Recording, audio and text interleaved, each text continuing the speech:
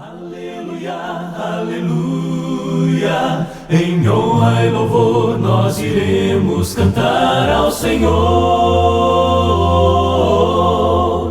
Em honra e louvor adoremos na santa presença do Deus Criador. Ergamos a voz, celebremos um cântico novo ao Senhor. Olá, meu nome é Walter Takara e estamos estudando a Igreja Bíblica. E hoje vamos estudar a lição de número 5, termos para designar a Igreja. Por causa de muitos erros religiosos que surgiram durante os séculos passados e a grande confusão que existe hoje entre as denominações e doutrinas, é difícil aprender os fatos básicos do Novo Testamento. O problema se assemelha a uma neblina ao nosso redor, que nos torna cegos às verdades bíblicas. Para ilustrar, frequentemente ouvimos a pergunta: a que igreja ou denominação você pertence? Não justificaria tal pergunta nos tempos dos apóstolos. Havia muitas congregações nos dias de Paulo, mas todas seguiam a mesma doutrina. Havia apenas uma igreja, assim como apenas um reino, o de Jesus. Ninguém perguntaria hoje a qual dos reinos de Jesus você pertence, pois todo mundo sabe que Jesus tem apenas um reino. Porém, a igreja e o reino de Jesus são idênticos, a mesma instituição. E mais, nos tempos apostólicos, ninguém teria perguntado qual o nome do reino de Cristo, ou qual o nome da igreja que ele estabeleceu. Por quê? Porque só havia uma entidade em questão. Na maior parte dos casos, a igreja era chamada por nomes simples e diretos. A expressão igreja designava um corpo de pessoas chamadas do mundo através do Evangelho de Cristo, um povo sobre o qual ele reinava e no qual habitava o Espírito Santo. Nomes da Igreja Bíblica. Quais são algumas outras expressões bíblicas usadas em relação à Igreja? Primeiro, reino. Este mesmo corpo de pessoas era frequentemente chamado de o reino. Podemos ver isso em 1 Coríntios 15, versículo 24. Podemos ver também em Hebreus 12, versículo 28. Às vezes mencionado como o reino de Deus, outras como o reino de Cristo, Marcos capítulo 9, versículo 1 e João 3, versículo 3, Atos 8, versículo 12 e Atos 19, versículo 8, Colossenses capítulo 1, versículo 13. Por favor, deem uma olhada para melhor fixação. Para deixar ainda no futuro o reino de Jesus, há muitos que o separam da igreja, explicando que Jesus queria estabelecer o seu reino permanente aqui na terra, mas ele teria sido rejeitado e por isso teria mudado o seu plano, instituindo, em vez do reino, uma entidade temporária, a igreja. Tal argumento não tem base bíblica, porque o apóstolo Paulo afirmou, usando o tempo no passado: ele nos libertou do império das trevas e nos transportou para o reino do Filho do seu amor, no qual temos a redenção, a remissão dos pecados. Podemos ver isso em Colossenses capítulo 1, do versículo 13 ao 14. É óbvio, portanto, que o reino já existia nos dias de Paulo, pouco tempo depois de Cristo. E é óbvio também que o reino é constituído de pessoas salvas. Porém, em 1 Coríntios capítulo 1, versículo 2, lemos que a igreja é constituída dos santificados ou salvos, o que significa ser o mesmo grupo de pessoas como aquele no tão esperado reino, o mesmo grupo, a mesma entidade. Assim, não devem ser a igreja e o reino a mesma coisa? Ela é a igreja de Jesus Cristo, ou simplesmente de Cristo. Jesus disse: nesta pedra edificarei a minha igreja. Mateus 16, versículo 18. O apóstolo Paulo, falando das congregações na região onde estava então, escreveu: as igrejas de Cristo vos saúdam. Romanos 16, 16. A preposição de, como usado aqui, indica propriedade ou domínio.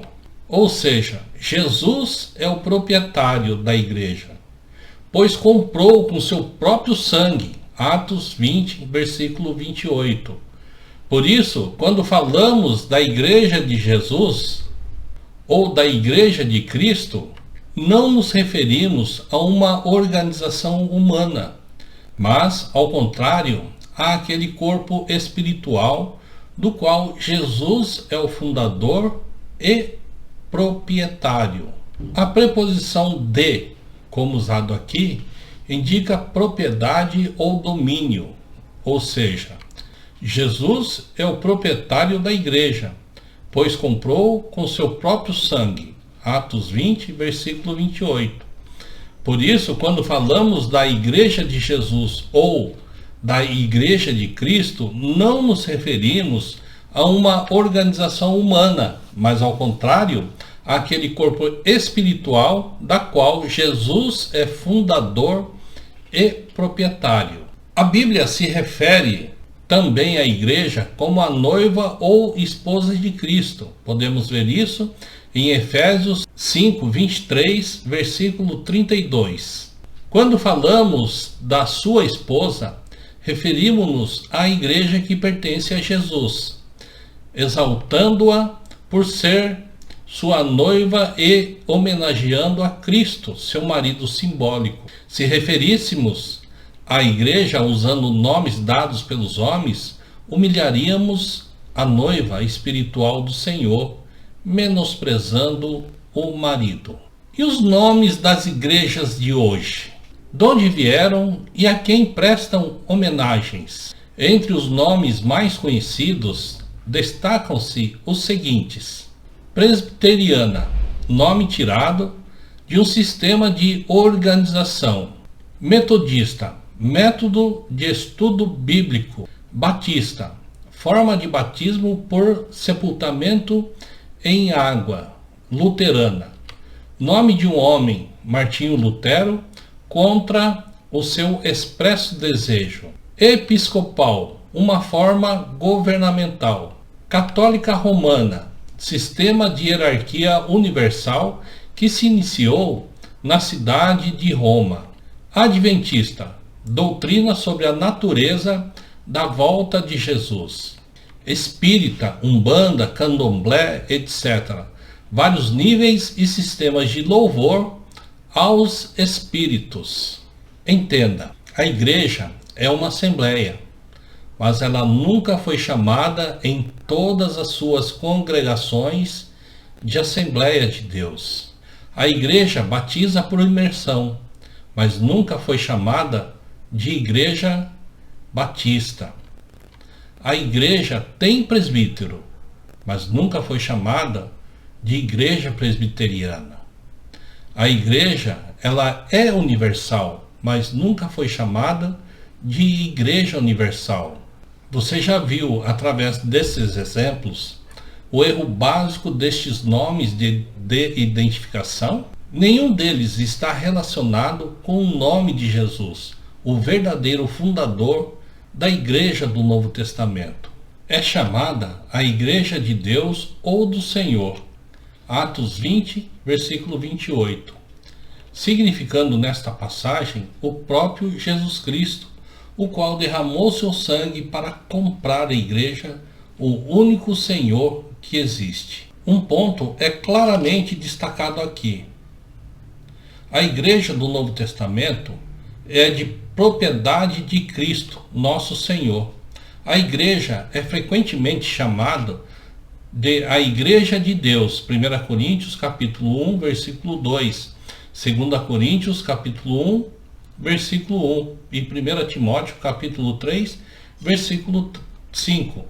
Pois tudo neste mundo pertence a Deus, e por isso, tudo que pertence a Deus, pertence também a Cristo. Podemos ver isso em João capítulo 17, versículo 10. Portanto, quando falamos do reino de Deus ou de Cristo, a igreja de Deus ou de Cristo, estamos falando da mesma instituição divina. Uma vez na Bíblia, ela é chamada de a igreja dos primogênitos, Hebreus 12, versículo 23. Esta é apenas uma das outras maneiras de descrever a igreja de Jesus, conforme os ensinamentos em Romanos 8:29 e Colossenses capítulo 1, versículo 18. Reino dos céus. A igreja também é conhecida como Reino dos céus. Mateus 16, versículo 9. É conhecido também como Templo de Deus. 1 Coríntios 3, 16 e 17. Sendo todos membros pedras vivas na eterna casa de Deus. 1 Pedro, capítulo 2, do versículo 4 ao 6. É conhecido também como o corpo de Cristo. 1 Coríntios, capítulo 12, versículo 27. Em Efésios 5, versículo 23. E podemos encontrar também em Colossenses, capítulo 1, versículo 18. A igreja é também conhecida como o caminho, Atos 9, versículo 2, Atos 24, versículo 22, talvez tirado das palavras de Cristo em João, capítulo 14, versículo 6. A igreja é conhecida como a família de Deus, Efésios 3, versículo 15, sendo Deus o nosso Pai celestial. A igreja é conhecida como o rebanho de Cristo, Atos 20, versículo 26, sendo Jesus o nosso pastor divino. A igreja é conhecida como raça eleita, nação santa, sacerdócio real, povo santo de Deus. Encontramos isso em 1 Pedro, capítulo 2, versículo 9. Estes nomes e outros mais no Novo Testamento não foram nomes de seitas religiosas da igreja, mas sim expressões descritivas usadas para designar o povo eleito de Deus em contraste com o povo do mundo. E mais, através dessas expressões, Deus ilustrou para as nossas mentes mundanas a natureza daquela instituição divina que Jesus estabeleceu aqui na terra. Significado da palavra igreja. O termo igreja se encontra 110 vezes no Novo Testamento. 92 delas refere-se a congregações nas várias cidades, as quais faziam parte do corpo real de Jesus, e não denominações distintas. As outras 18 vezes se referem ao corpo inteiro de Cristo, a sua única igreja. 2 exemplos destes são: e nesta pedra edificarei a minha igreja. Ele é o cabeça do corpo da igreja. Quando pensamos na igreja neste sentido, vemos que não há lugar algum no esquema bíblico para denominações. Jesus estabeleceu uma e apenas uma instituição. Ela é representada como uma igreja, um reino, uma família, um corpo, etc. Não há coisa alguma neste mundo comparável à igreja que Jesus edificou. Nenhuma outra instituição civil, social ou religiosa pode substituir esta entidade divina, este corpo espiritual que próprio Jesus fundou. Os nomes dos membros. Agora, quais são as expressões bíblicas para descrever os membros desta nobre instituição, a Igreja do nosso Senhor Jesus Cristo? Na Igreja, como em um corpo, somos chamados membros. Romanos capítulo 12, do versículo 4 ao 5. 1 Coríntios capítulo 12, do versículo 12 ao 31. Cada qual essencial na sua função. Na Igreja, como em um reino, somos cidadãos. Efésios 2, versículo 19. Filipenses capítulo 2, versículo 27. As palavras cidadão ou cidadania significam igualdade de direitos e privilégios no reino de Deus. Na Igreja, como em um corpo de estudantes da palavra de Deus, somos discípulos. João 8:31, João 13:35 e capítulo 15, versículo 8, Mateus 28, versículo 18. Um discípulo também é chamado de seguidor de Cristo. Na Igreja, como em uma família espiritual, somos filhos de Deus. Podemos ver isso em Mateus capítulo 6, versículo 9, Romanos 8, do versículo 14 ao versículo 17, Gálatas capítulo 3, versículo 26 ao 27, e também Gálatas capítulo 4, versículo 6. A expressão filho representa a relação mais íntima entre Deus e os homens e indica a mudança que acontece em nossas vidas através do novo nascimento da água e do Espírito, como descrito lá em João 3, do versículo 3 ao 5. Se somos filhos de Deus nesta família espiritual, somos também irmãos em nossas relações uns para com os outros, descrito em 1 Timóteo, capítulo 6, versículo 4, e 1 Pedro, capítulo 1, versículo 22, e João, capítulo 1 João, capítulo 3, versículo 14. Esta é, novamente, uma relação íntima, acima de todas as relações sociais, carnais e civis. Em nossa relação pessoal com Cristo, somos cristãos, que significa de Cristo. Não podemos usar a palavra cristão sem mencionar ao mesmo tempo a Cristo. Veja, lá em Atos, capítulo 11, versículo 26, capítulo 26, versículo 28, 1 Pedro, capítulo 4, do versículo 15 ao 16, e Tiago, capítulo 2, versículo 7. Na Igreja, como em uma entidade purificada, somos santos. Nos tempos apostólicos, a expressão santo foi usado para indicar todos os irmãos vivos e nunca, jamais, para indicar alguém especial, mais puro do que os outros cristãos. 1 Coríntios, capítulo 1, do versículo 1 ao versículo 2. E as saudações das igrejas em Éfeso, Filipe, Colossos e Tessalônica.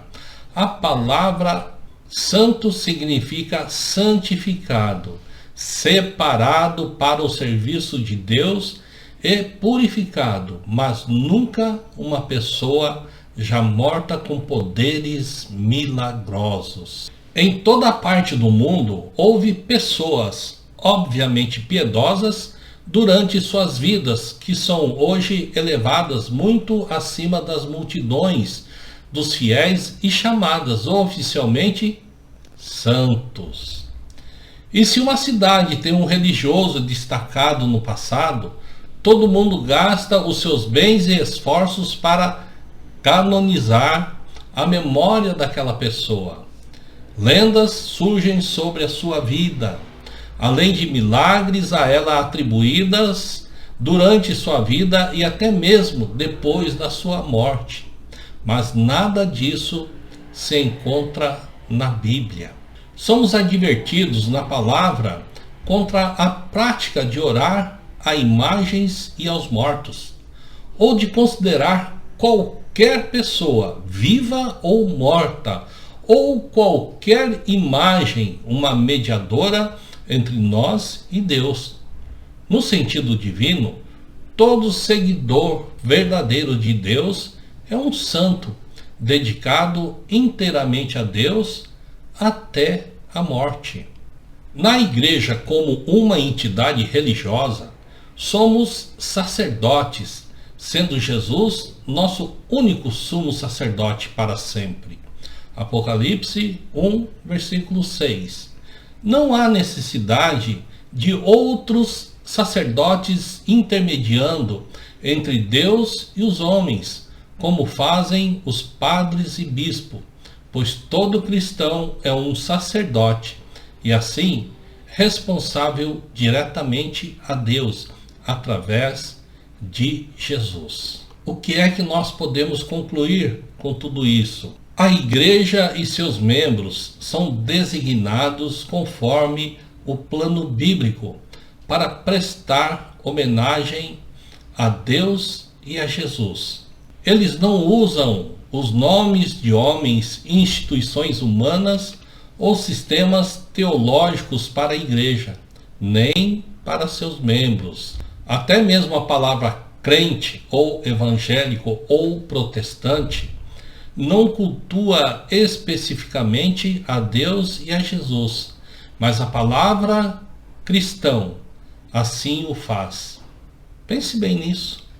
Você está seguindo nomes e organizações meramente humanas ou está seguindo a Cristo dentro da sua única igreja? É verdade que muitos vão dizer: esta questão de nome é bobagem. Para tanto, preparamos um artigo sobre este assunto. Veja abaixo. Que mal há em um nome? A ideia de que não há mal nenhum em um nome é uma doutrina popular predominante, mas não é razoável nem bíblica. Muitos dizem: isso não tem importância, pois no céu todos seremos iguais e no céu não haverá divisões. Um parênteses meu: se sabemos disso, por que já não praticamos aqui na terra? Se seremos todos iguais no céu, por que já não somos aqui? Se não haverá divisões na terra, por que não deixar já de existir aqui? Entretanto, o que é dito para o céu foi dito pelo Senhor e seus apóstolos para fazermos aqui na terra.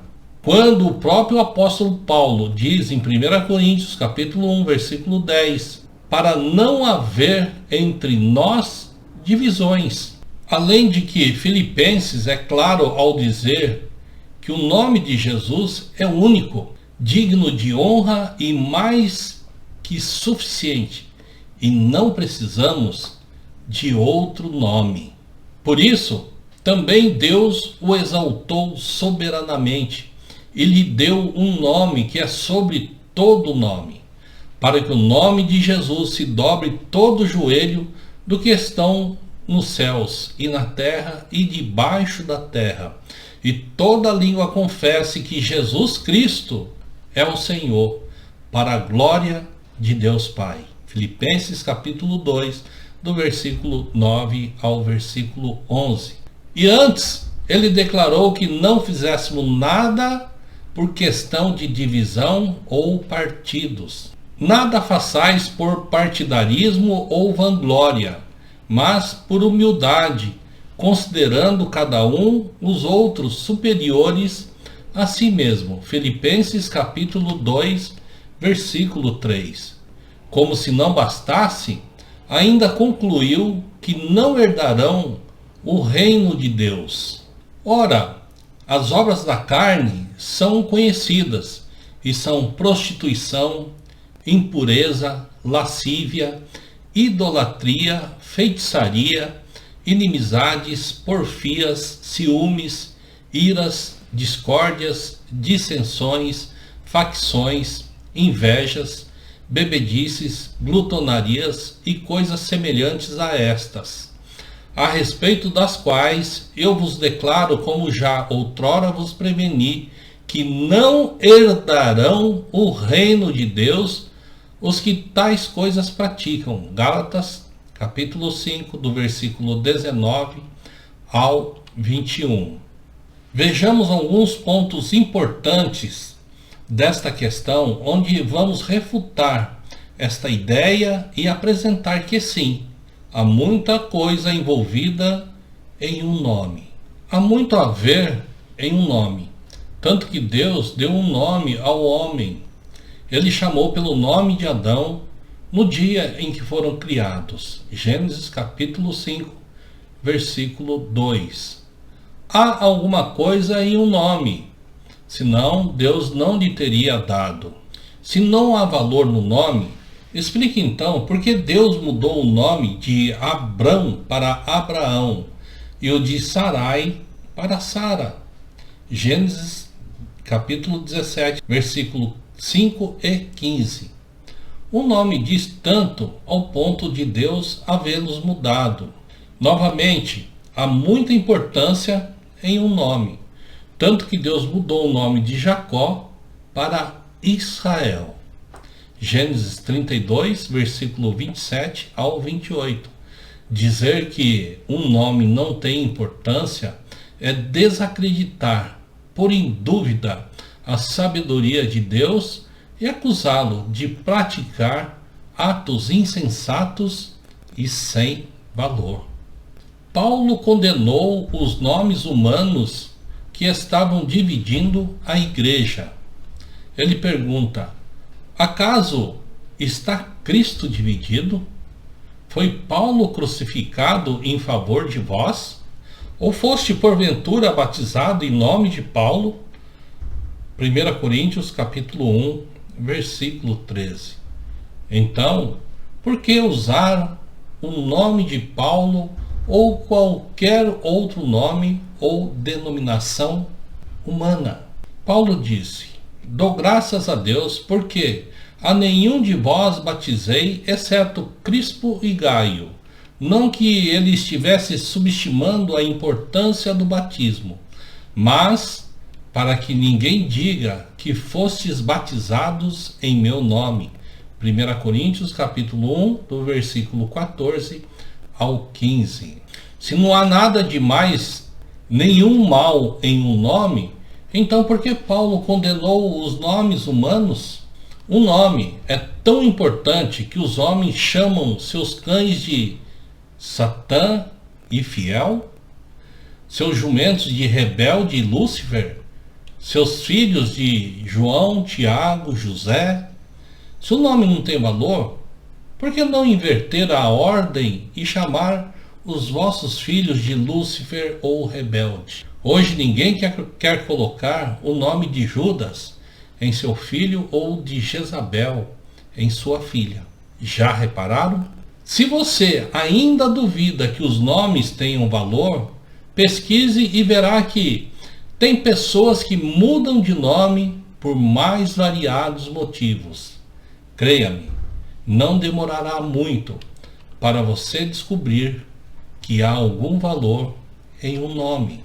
Concluímos assim que esta questão de nome da igreja é importante.